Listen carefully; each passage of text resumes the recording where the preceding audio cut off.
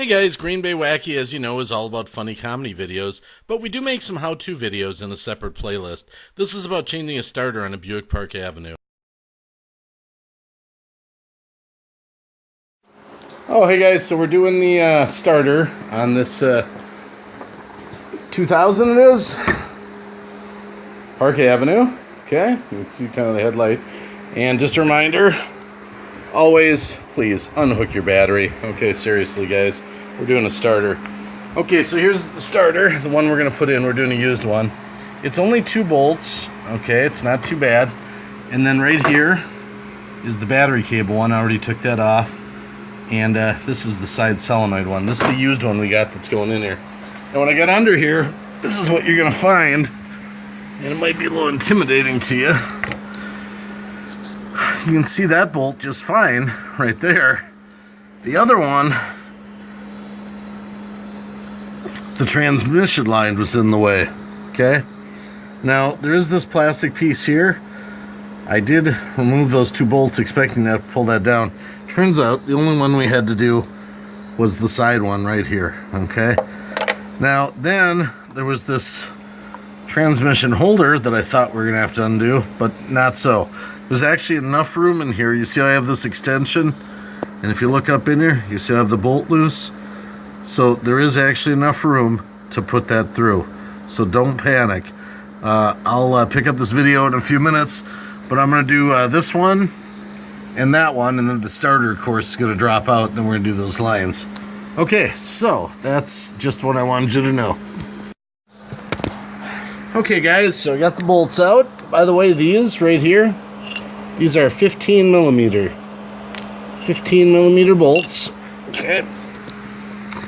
Now, the starter is still attached here.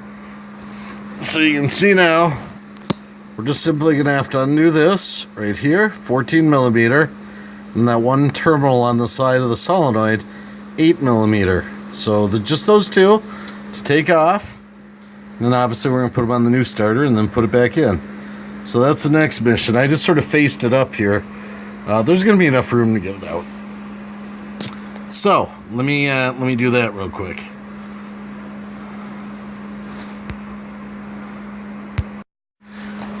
Okay, guys, just a little bit of an update here. So I've reattached the wires here. Remember, that was the 8 and that was the 13. I used a 1/2 inch. Just kind of remember, try to keep them about in the same route as they were. You know, this one was kind of pointing down, that was kind of pointing out. Because when you put it back, you know, you want to make sure they're not touching the engine. So they're reattached, so now all I have left to do is I brought this down through the tranny lines, but now it's going to be pretty easy to basically get this back up in here.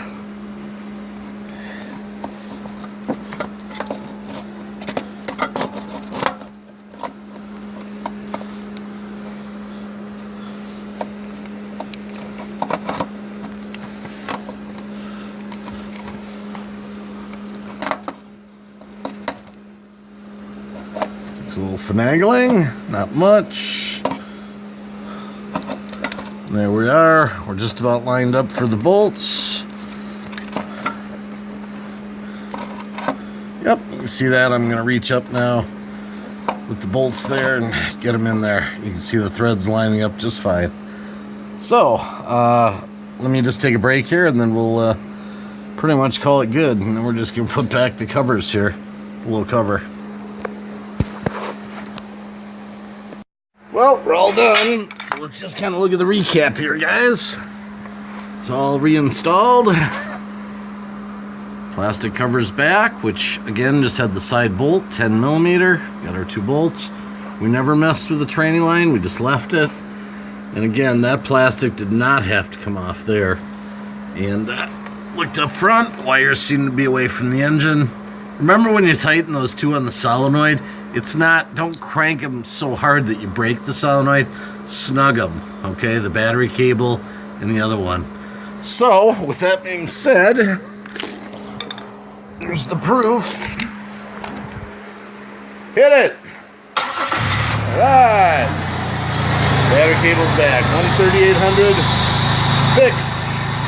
All right, I hope this helped you.